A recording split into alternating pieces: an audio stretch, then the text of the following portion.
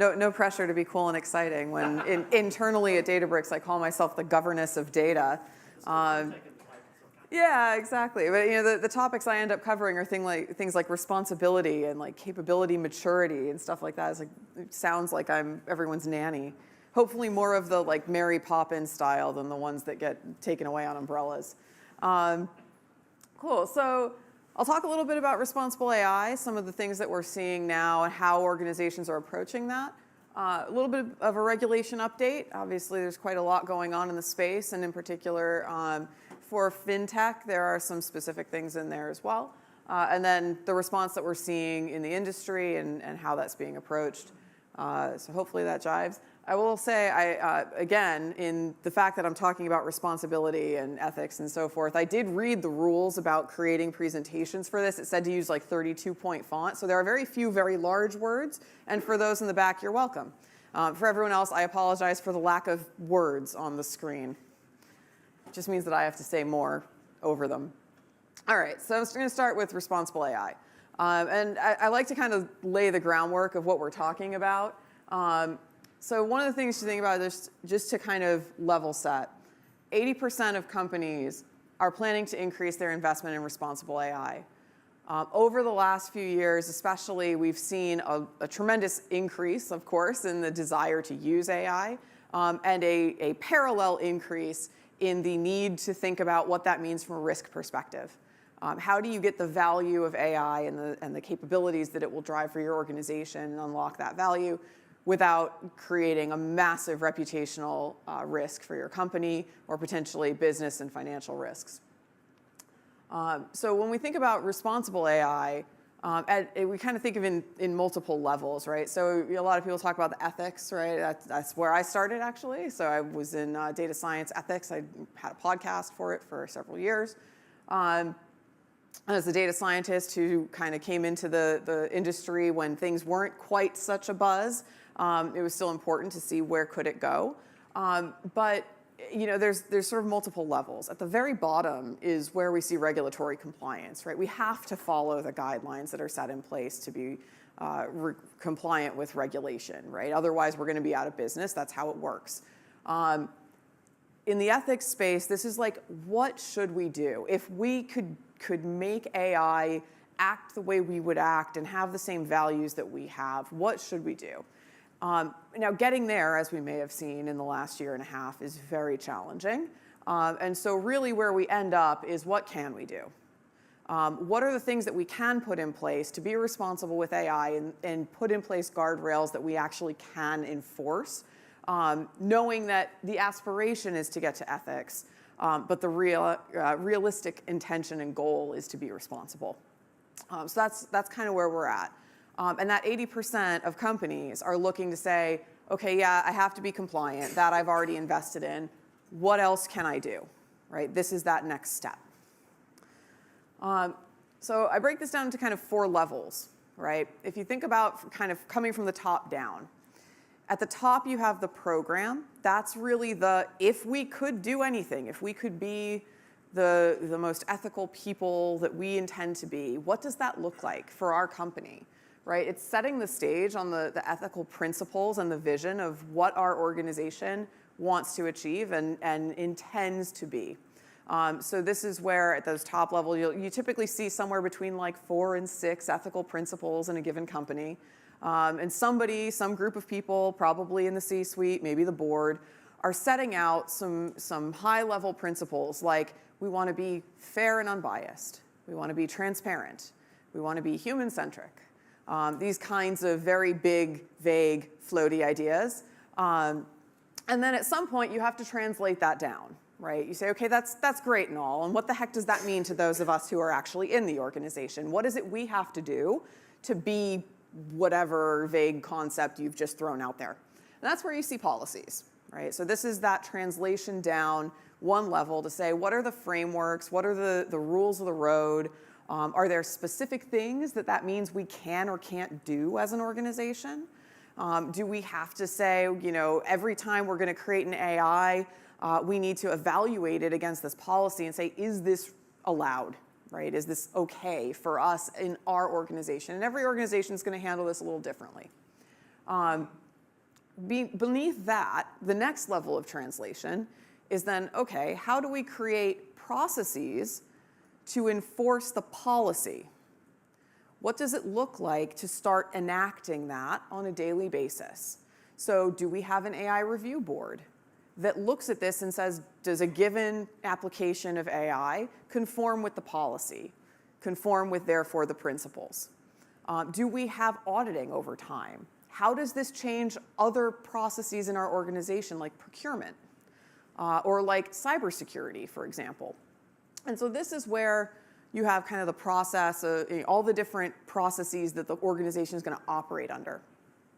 And then at the bottom, you've got the practice, the actual hands to keyboard building these things. What is the way that we're going to actually implement responsible AI? What are the tools and the templates and the techniques that we're going to use to evaluate AI as we start to build it into our organization?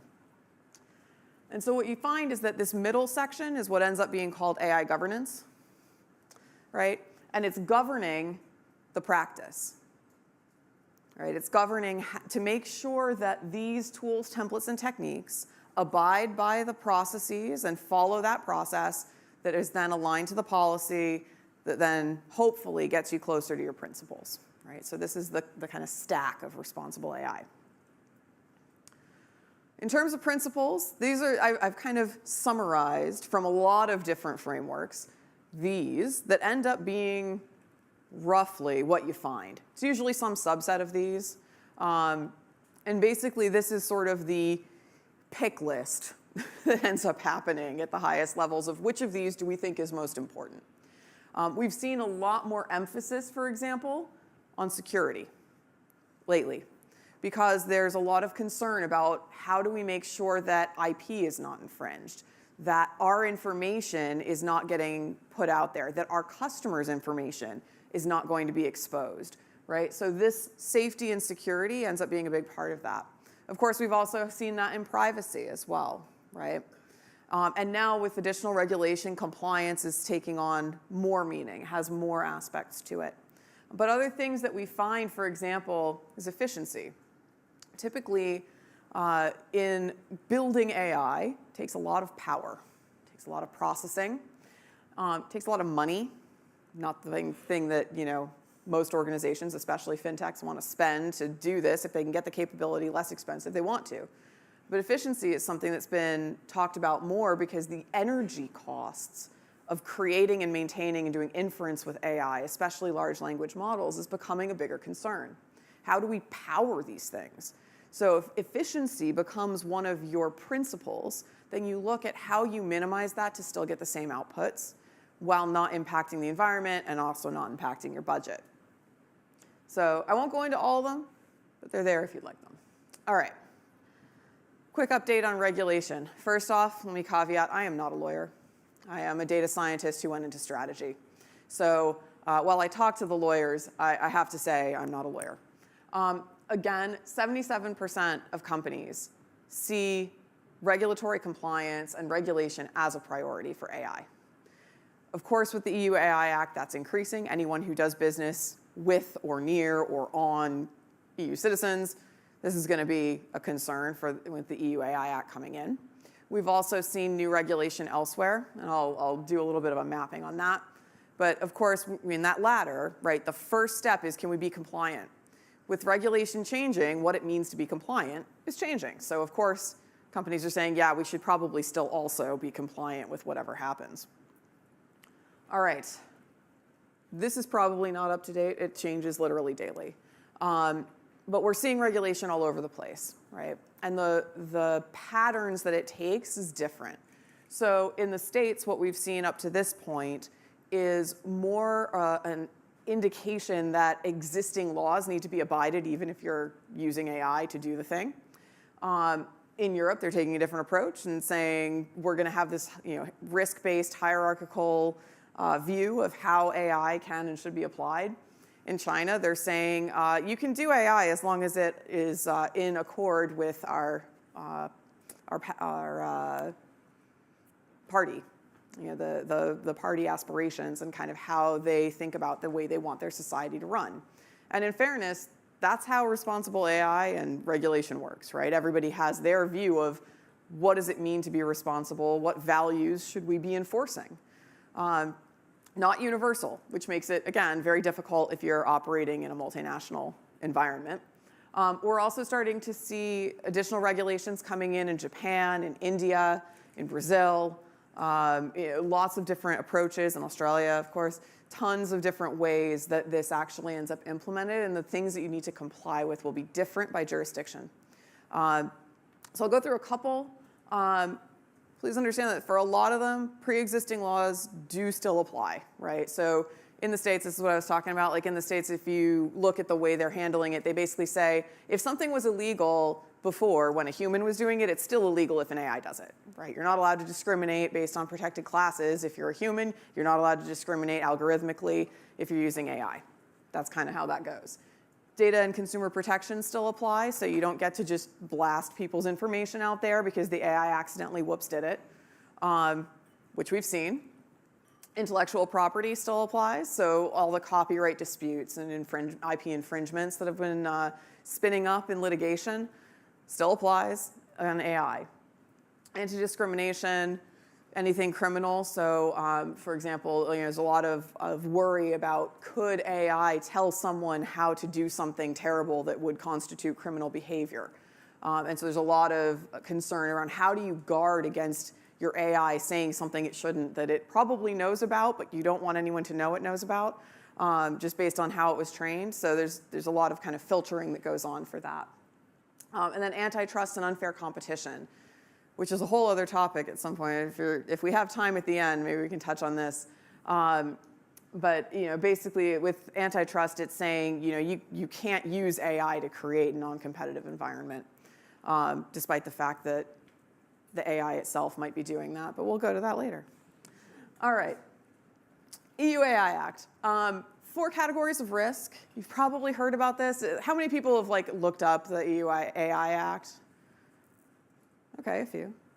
Not as many as I thought. All right, cool. Yay. So it's new to some people. And this is also the one with the smallest font. You're welcome. It has content. So 4 categorizations. In the top left over there, unacceptable risk, is stuff that it's just disallowed, flat out disallowed. It's things like behavioral profiling and all kinds of stuff with biometrics and stuff like that. And the idea is that if you're materially distorting behavior or you're doing things that are really privacy invading, those are prohibited, just can't do. Unless you're the government or the military or a bunch of other things. Big, just asterisks all over this slide. Just imagine asterisks everywhere, like it's snowing. Snowing caveats. So in that category, hopefully in your organization, you're not dealing with any of those things. If you are, probably think about ways to take them out now, because this is going to happen. This is going to come into effect in a year or so, year and a half. High risk.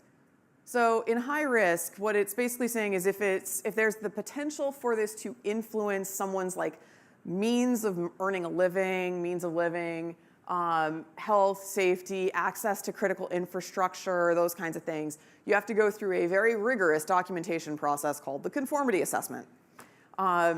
This is where a fair bit of FinTech organizations are going to end up having something to do. And probably in the limited risk, which I'll get to in a sec. The conformity assessment is a lot. That said, finance have been doing impact assessments and compliance documentation for decades. I've been there. It sucks, but you do it. You put out reams of documentation about how you got to the conclusion you got to, why this model was the best one of all the things you tested, why these features were selected, what their relative importance is, how you've tested for disparate impact, all that good stuff. It's that plus a bunch of other things that go into the conformity assessment. So the documentation that you've done so far, drop in the bucket. My hope, personally, is that we can then train an LLM to help generate the documentation. And then we can figure out which bucket that falls into. I'm thinking minimal. So in any case, so that's the high risk group. And there are some caveats on that as well, because like I said, it's snowing caveats today. Limited risk, basically, if it's not one of the other two, but it interacts with a person, you have to tell the person you're interacting with an AI. The fun one I think about here is a few years ago, Google did a demonstration of, what was it, Duo or something like that, where they had an AI application that called and made a booking at a restaurant or something like that. Yeah, if that were the case under the EU AI Act, the phone call would sound like, hi, this is Google Duo calling. This is an AI. I would like to book a reservation for this particular person on this date and time, right? Because you have to tell them. And this is true then for all the chatbots that are being created and all these kind of use cases that are coming in now where there's an interaction with a person. Similarly, it would work for internal. So even if you're not necessarily displacing customer service, for example, if you're augmenting your customer service staff, you have to tell your customer service staff, this is an AI chatbot that's giving you a script, right? This is not a pre-programmed rules, defined rules engine. This is an AI, just so they're aware.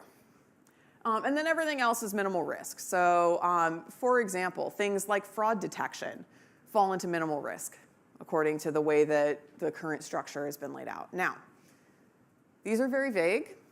There are examples in the Act if you want to read through the 200 and some odd pages of it. I don't recommend it unless you have insomnia, in which case, have at. But the majority of what this will do, I think, my own, again, not a lawyer, my own interpretation is a lot of how this is going to come together will happen in litigation.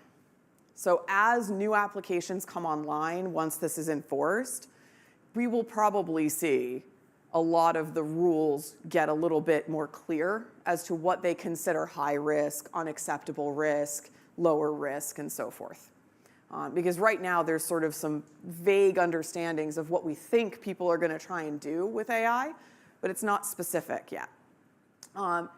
In the Act, there are also specific rules around general purpose AI and foundation models. If you're training a general purpose or foundation model on your own, first of all, I would like your budget. Secondly, there are specific rules around how you have to be transparent and how many flops you can have and all kinds of crazy stuff.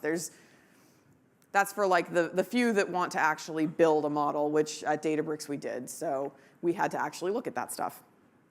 All right. The other one I wanted to talk about specific to FinTechs is consumer duty. So this came in, I think, last year.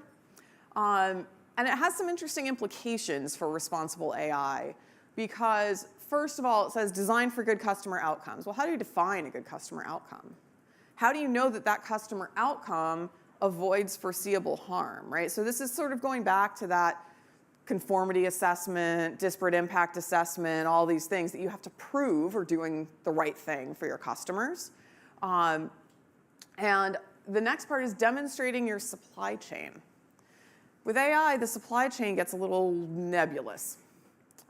So you have to think about what is your procurement process? How do you track what data is coming in, being used in your AI, how it's being labeled, how it's being featurized, how it's being vectorized or chunked or whatever you're using to be able to actually put it into an AI application. So for FinTech, there's this kind of extra bit. Again, I think it's probably mostly there for most financial services companies, including FinTech, because again, we've been subject to this stuff for a long time. But things to think about with our new technologies is how is this actually going to play out over time? All right, it does bring us into the response, though, from FinTech. So more stats, because I'm a numbers nerd. So according to a survey of FinTechs, they expect a 10 to 30% revenue boost in the next 3 years, most leaders in FinTech, based on the use of generative AI specifically. This is not uncommon. I've heard this 30% thing bandied about. I think McKinsey had another one that was like, oh, 30% efficiency from doing, using generative AI. You're going to save 30% of whatever costs and all this stuff. Maybe.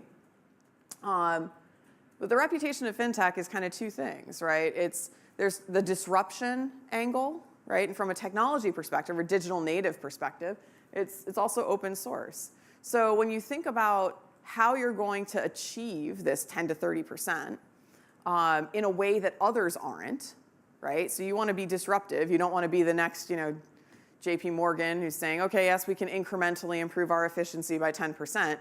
FinTech's saying, no, we want to do something massively different, like completely different from what the big guys are doing, disrupt it. And often, especially in early stage, right, you want to go for something that you can build and control.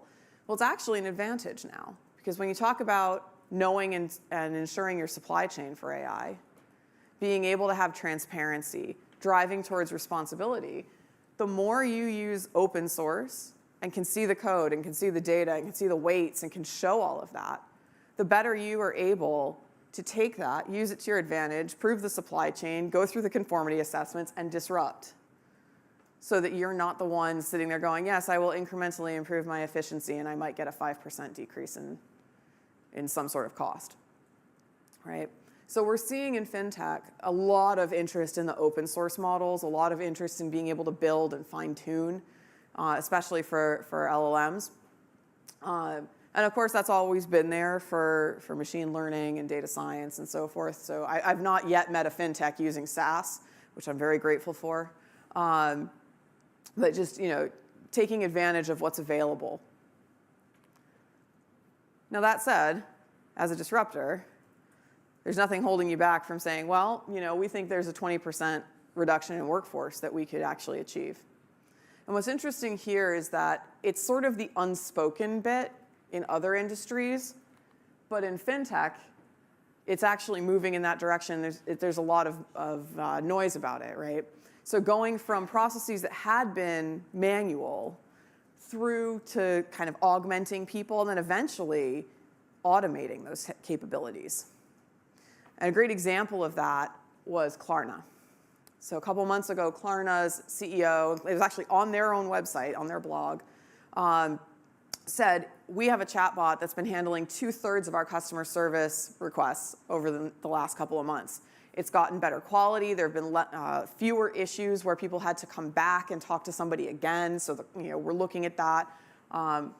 And we're seeing that it could replace 700 workers. They were public about this, right? Why? Because FinTech, most digital natives, are known for disrupting. They rely on technology, right? It's that techno-solutionism of being able to say, yes, we want to do this. Now, thinking back to those principles, does that make you human-centric or not? Like, these are the decisions that end up having ramifications for what you do with AI. If you're saying, well, we're customer-centric, we want to make sure that the humans that we're serving are our customers, but that means potentially not serving our employees in the same way, not ensuring their continued work in this company. Although, frankly, what he said was those were all outsourced people, so they don't count as our employees, which ethically vague. There's a reason I always wear gray when I give talks about responsible AI. Everything's gray. But this is something that's very much happening now. And I can tell you that they're not the only company saying, we think there's a workforce reduction. I spoke with another very large organization not long ago that said, we have 2,000 analysts. But we think if we put in place the right tooling, we put in place the right AI, we could drop that to about 200. They're not saying it publicly. They're not telling their analysts, by the way, your job is on the line. But it's still there, right? It's happening now.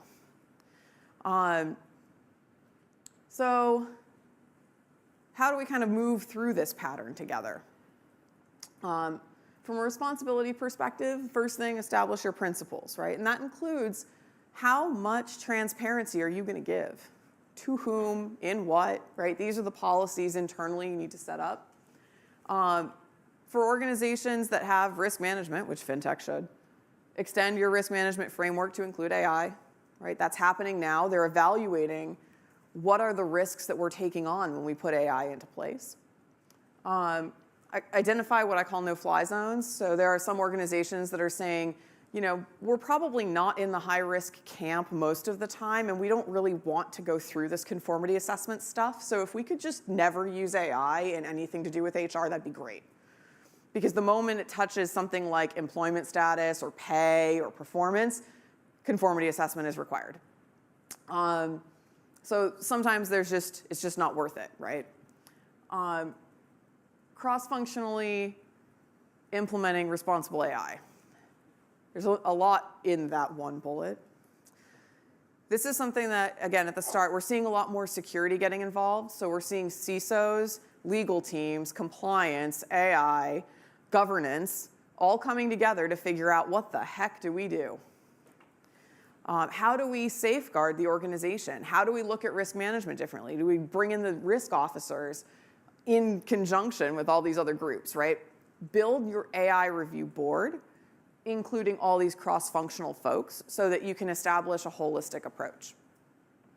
And then set up practical processes. So saying, well, we're just going to do a conformity assessment for every single AI that we ever have, just in case, probably not practical.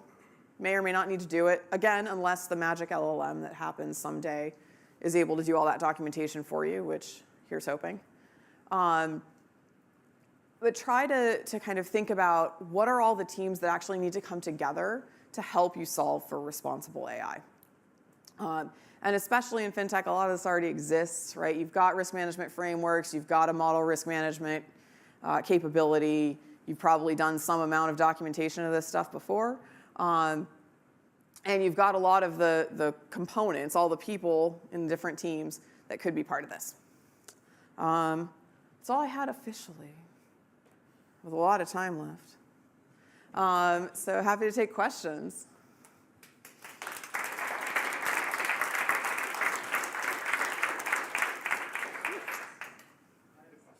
Yeah. So we have time for questions, and we want to encourage lots of questions. Just want to quickly, you said 20% or 80% of companies are investing in ethical or responsible AI. Mm-hmm. Does that mean 20% are investing in irresponsible AI?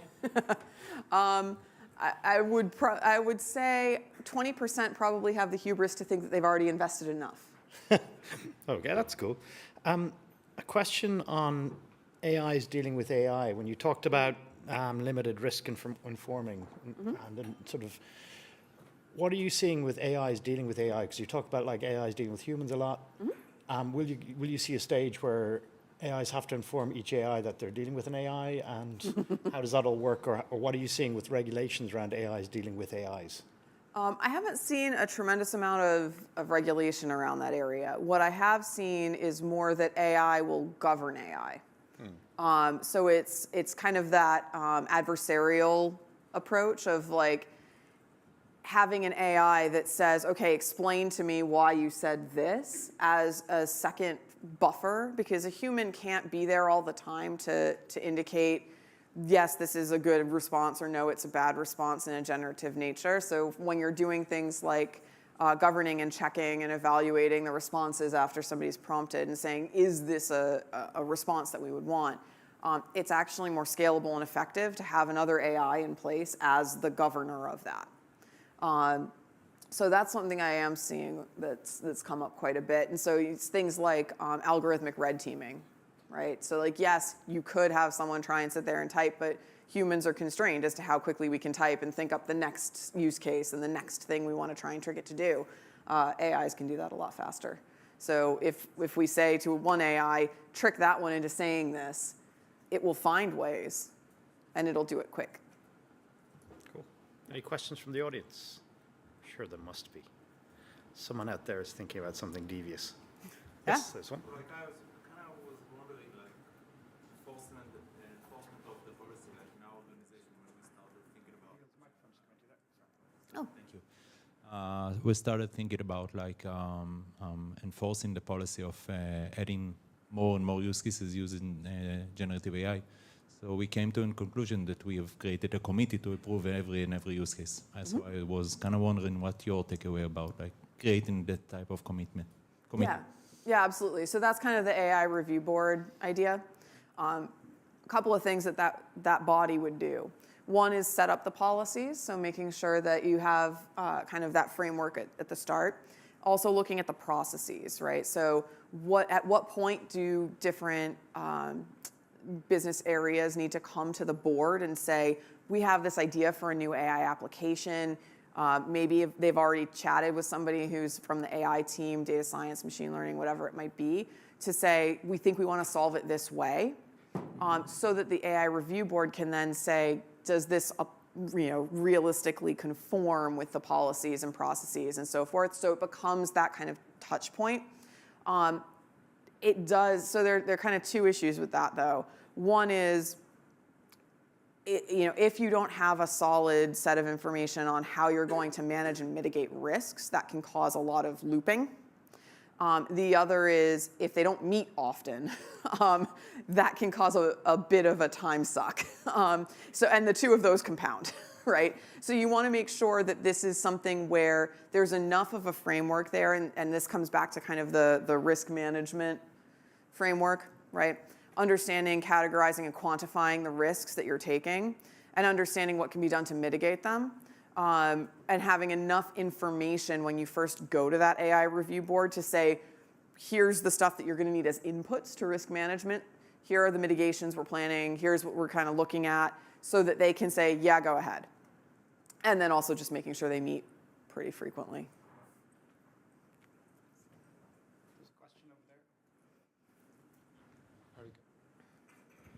Yeah, hello. I had a question regarding chatbots. Do you think we will see a lot of chatbots giving financial advices in the future?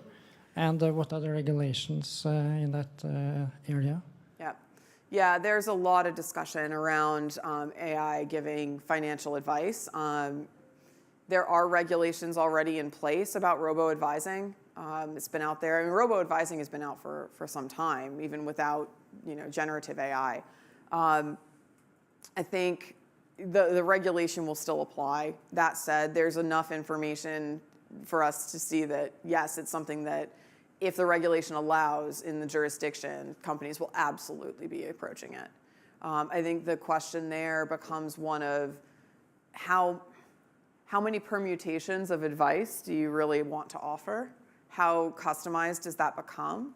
And what other information do you give access to that chatbot, right? So for robo-advising, really any of that, you'd want to have sufficient, I won't say real time, but but up-to-date information, so that it's not giving advice on, for example, stock performances from 6 months ago. It's looking at what's happening now. So you want to make sure it's constantly getting information.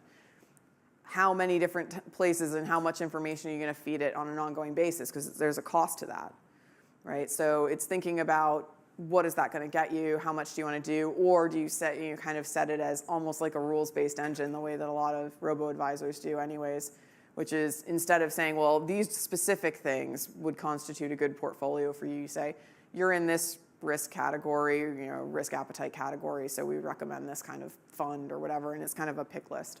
So I think it'll depend, on the regulation. Like I said earlier, there's different approaches in every jurisdiction, but it's certainly a use case that comes up quite a bit. There's a question just to dig in on that a little bit about bias. There seems to be two schools of thought around bias. You either eliminate from the data set beforehand, or you work through and let it be eliminated afterwards. What's your thought on that? Neither is possible. Okay. So bias is something that we try to mitigate, but I will tell you that it's very, very challenging, because the biases that you're trying to take out mean that you're putting in other biases. So good luck. Yeah, it's sort of a vicious cycle, right? Bias is something that everyone has. We have various cognitive biases, contextual biases, and so forth. And so the more we try and do something about it, the more it's just changing what bias is represented. It's not to say don't do it or don't try to mitigate it, but just be aware that there will be biases. Certain of them are illegal in various countries, and those are the ones you definitely want to mitigate. That's really what it comes down to. Yeah. When we get past the AIs coming for the job of the person operating a phone to the person who's doing financial trading and moving up the stack, how do we avoid the financial war game scenario where the bots just trade away all the money? So I think it depends. So a generative AI is not necessarily going to be doing the trading immediately. It's, that's something that is a little bit different. You're talking about different styles of agents at that point. I get your point. I think it is helpful to think about what limits you put on these systems, right? So those no-fly zones. Do you allow AI to trade certain types of, at certain levels? So for example, if I go back to here, how much do you automate? How much do you augment a human? Or do you have a human in the loop where the AI says, I think it'd be prudent to do X, Y, and Z, but somebody has to approve it? And do the regulations prevent someone from making the bad decision that says, I'm going to try and go fully automated on this, when the responsible thing is keep a human in the loop? So some of it does, right? So to the point earlier around, robo-advising or financial advice, certain jurisdictions say you're not allowed to give financial advice in a chatbot, for example. At that point, okay, great. So you're not automating, you might be augmenting. So instead of a chatbot saying it directly to the person, you've got a financial advisor who types something in and the chatbot says to them, here's what I'd recommend for this client, and then they get to say yay or nay. So sometimes, depending on the jurisdiction, that's what you'd end up seeing.